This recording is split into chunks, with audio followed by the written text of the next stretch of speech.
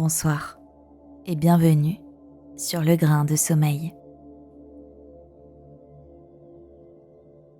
Le géant aux chaussettes rouges.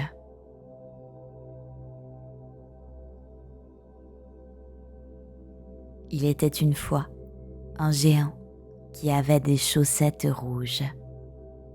Il était haut comme 3 étages et vivait sous la terre. Un beau jour, il se dit: c'est ennuyeux de rester garçon. Je vais faire un tour là-haut et tâcher de me marier. Sitôt dit, sitôt fait. Il fit un grand trou dans la terre au-dessus de sa tête, mais par malheur, au lieu de tomber en plein champ, il déboucha au milieu d'un village. Dans ce village, il y avait une jeune fille qui s'appelait Mireille et qui aimait beaucoup les œufs à la coque. Ce matin-là, elle était justement à table avec un œuf dans son coquetier. Elle s'apprêtait à l'ouvrir avec une petite cuillère. Au premier coup de cuillère, la maison se mit à trembler. « Tiens, je suis donc devenue forte », pensa Mireille. Au second coup de cuillère, la maison se mit à bouger.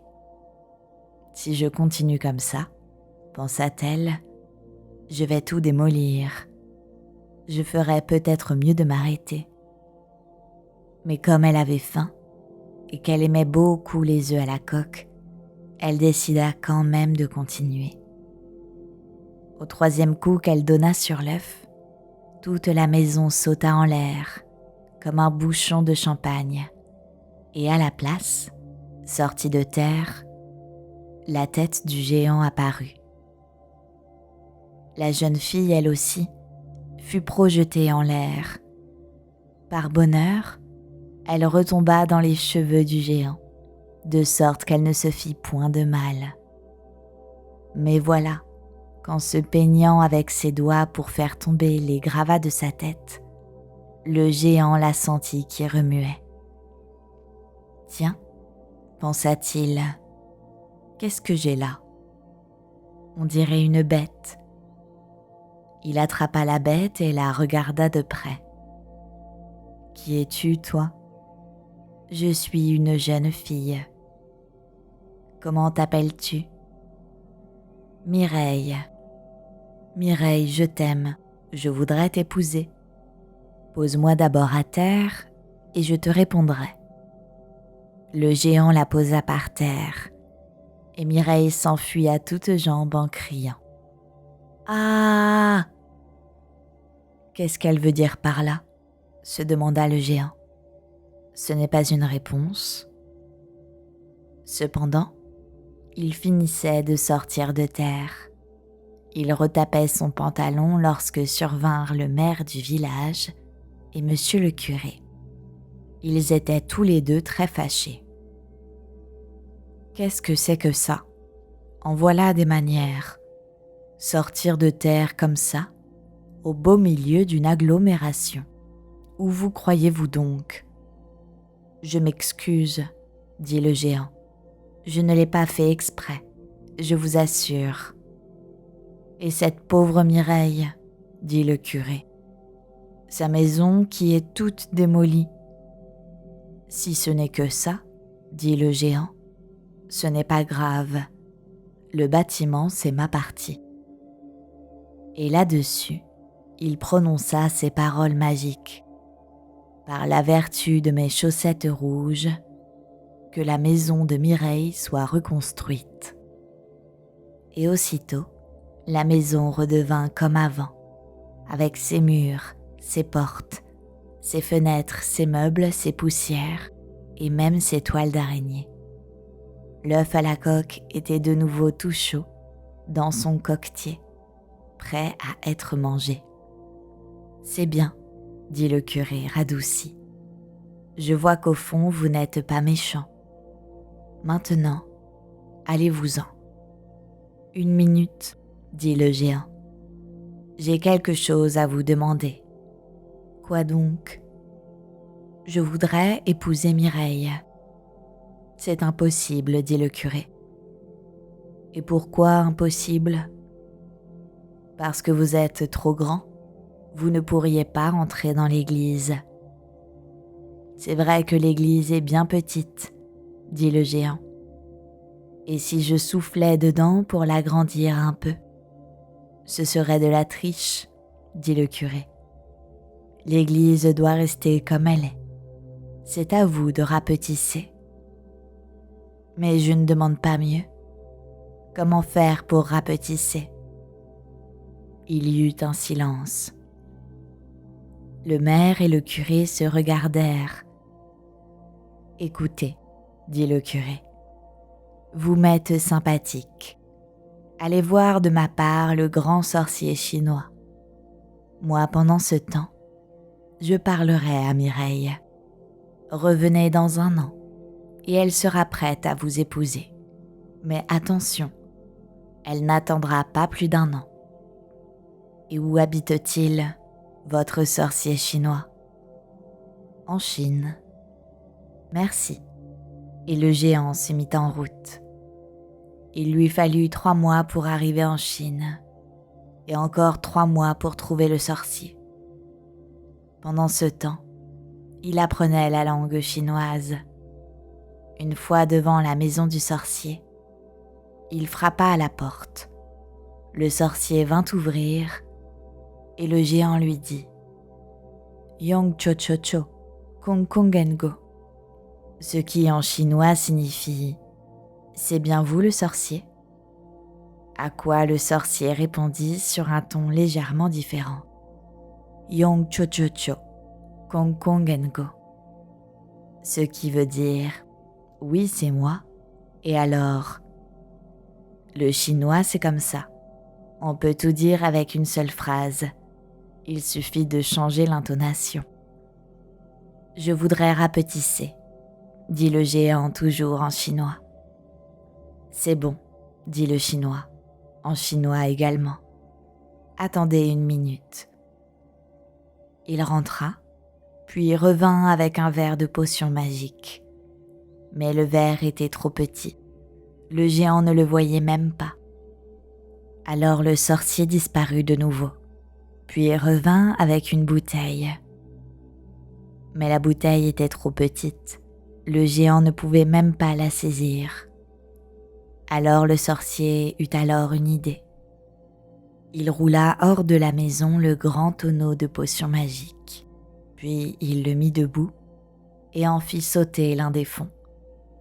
Le géant but dans le tonneau comme nous buvons dans un verre. Quand il eut bu, il attendit. Or non seulement il garda la même taille, mais ses chaussettes, de rouges qu'elles étaient, devinrent vertes. Le grand sorcier chinois s'était tout simplement trompé de potion.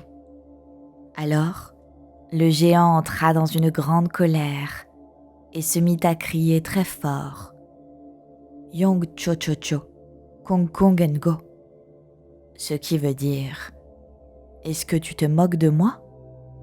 Le chinois s'excusa et revint avec un 2e tonneau que le géant but, et ses chaussettes devinrent rouges comme avant.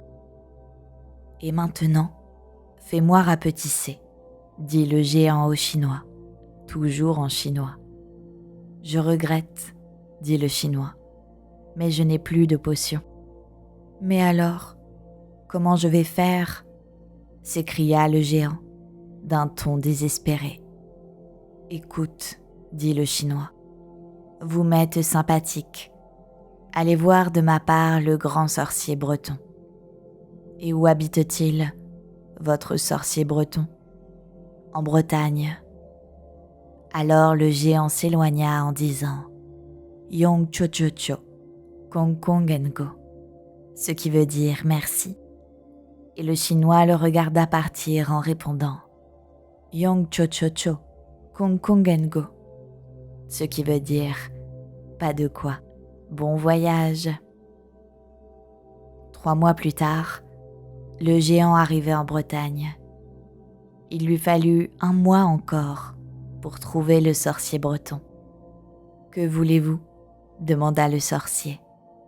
Le géant répondit « Yong cho cho cho, kong kong en go ». « Pardon ?» demanda le sorcier. « Excusez-moi, dit le géant. Je me croyais encore en Chine. Je voulais dire, pourriez-vous me faire rapetisser ? C'est très facile, dit le sorcier breton. Il rentra chez lui, puis ressortit avec un tonneau de potions magiques.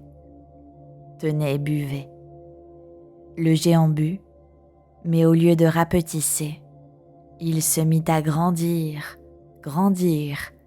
et fut bientôt 2 fois plus gros qu'avant. « Oh, pardon, » dit le sorcier. « Je me suis trompé de tonneau. Ne bougez pas, 1 minute. » Il disparut, puis il revint avec un second tonneau. « Tenez, buvez, » dit-il. Le géant but, et, en effet, il revint à sa taille ordinaire. « Cela ne suffit pas, » dit-il. « Je dois devenir aussi petit qu'un homme. »« Ah ça, c'est impossible, » dit le sorcier. « Je n'ai plus de potions. Revenez dans 6 mois. »« Mais je ne peux pas, » dit le géant. « D'ici 2 mois, je dois rejoindre ma fiancée. » Et là-dessus, il se mit à pleurer. « Écoutez, » dit le sorcier, « vous m'êtes sympathique. Et d'ailleurs, tout cela, c'est ma faute. Aussi, je vais vous donner un bon conseil. Allez donc de ma part chez le pape de Rome. » « Et où habite-t-il, ce pape de Rome ? » ?»« À Rome. »« Merci beaucoup. » 1 mois plus tard, le géant arrivait à Rome. Il lui fallut encore 15 jours pour trouver la maison du pape. Une fois qu'il l'eut trouvée, il sonna à la porte. Au bout de quelques secondes, le pape vint ouvrir. « Monsieur, vous désirez ? » « Je veux, dit le géant, devenir aussi petit qu'un homme. »« Mais je ne suis pas sorcier, » répondit le pape. « Pitié, monsieur le pape, ma fiancée m'attend dans 15 jours. »« Eh bien alors, si je suis trop grand, je ne pourrai pas entrer dans l'église pour l'épouser. » En entendant ces mots, le pape fut tout ému. « Comme c'est touchant, » dit-il. « Écoutez, mon ami, vous m'êtes sympathique. Je vais tâcher de faire quelque chose pour vous. » Le pape rentra chez lui, décrocha le téléphone et composa sur le cadran les 3 lettres S, V et M. Vous le savez peut-être, quand on fait SVP, on obtient les renseignements. Mais ce que vous ne savez pas, c'est que quand on fait SVM, on obtient la Sainte Vierge Marie. Si vous ne me croyez pas, profitez donc d'un jour où vos parents seront sortis et essayez. Et en effet, au bout de quelques instants, une petite voix se fit entendre. « Allô ? Ici la Sainte Vierge, qui est à l'appareil. »« C'est moi, le pape de Rome. »« C'est vous ? Ah, quel plaisir.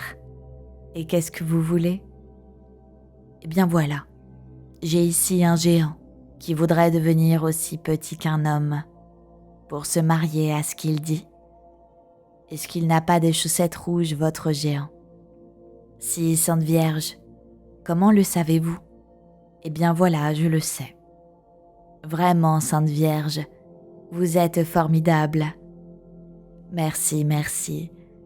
Eh bien, dites-lui à votre géant qu'il donne ses chaussettes au blanchisseur et qu'il aille se tremper les 2 pieds dans la mer en invoquant mon nom. Il verra bien ce qui lui arrivera. Merci, Sainte Vierge. Ce n'est pas tout.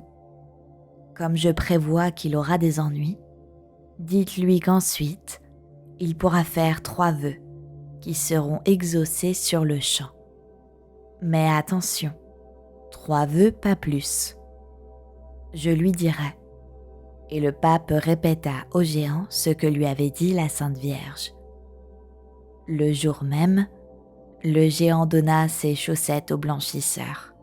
Puis il alla jusqu'au bord de la mer, il trempa ses pieds nus dans l'eau bleue et se mit à crier « Marie, Marie, Marie !» Plouf! Aussitôt il perdit pied. Il était devenu aussi petit qu'un homme.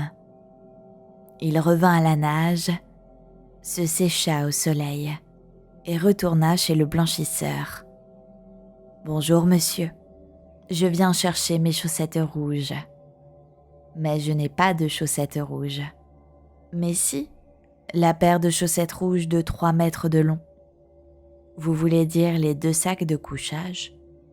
Mais ce sont des chaussettes, je vous dis. »« Écoutez, dit le blanchisseur, appelez ça comme vous voudrez. Mais moi, quand je vois une chaussette dans laquelle je peux entrer tout entier, j'appelle ça un sac de couchage. Eh bien, donnez-les-moi. » Mais quand il voulut mettre ses chaussettes, le pauvre homme s'aperçut qu'elles lui venaient plus haut que la tête. Il se mit à pleurer. « Mais qu'est-ce que je vais devenir ? Je ne suis plus géant, et sans mes chaussettes rouges, je ne suis plus rien du tout. Si seulement elles pouvaient se réduire à ma taille. » Il n'avait pas plutôt dit ça, que ses chaussettes rapetissaient elles aussi, et qu'il pouvait à présent les mettre. C'était son premier vœu qui se réalisait. Tout heureux, il se rechaussa en remerciant la Sainte Vierge, après quoi il songea à s'en retourner. Mais comme il n'était plus géant, il ne pouvait revenir à pied au village de Mireille. Et d'autre part, il n'avait pas d'argent pour prendre le train. De nouveau, il fondit en larmes. « Hélas, je n'ai plus que 15 jours pour retrouver ma fiancée. Si je pouvais être près d'elle. » Il n'avait pas plutôt dit ça qu'il se trouvait dans la salle à manger de Mireille, au moment précis où cette dernière entamait un œuf à la coque. Dès qu'elle le vit, elle lui sauta au cou. « Monsieur le curé m'a expliqué, » lui dit-elle. « Je sais tout ce que tu as fait pour moi, et aujourd'hui je t'aime. Dans 6 mois, nous nous marierons. »« Dans 6 mois seulement ?» demanda l'homme aux chaussettes rouges. Mais il pensa soudain qu'il lui restait un 3e vœu à faire, et il dit à haute voix que ce soit le jour des noces. Il n'avait pas plutôt dit ça qu'il sortait de l'église, en chaussettes rouges et en bel habit noir, avec Mireille à son côté, toute vêtue de blanc. Depuis ce jour, ils vivent heureux. Ils ont beaucoup d'enfants et lui, le père, gagne des sous pour toute la famille à construire des maisons, ce qui lui est facile par la vertu de ses chaussettes rouges.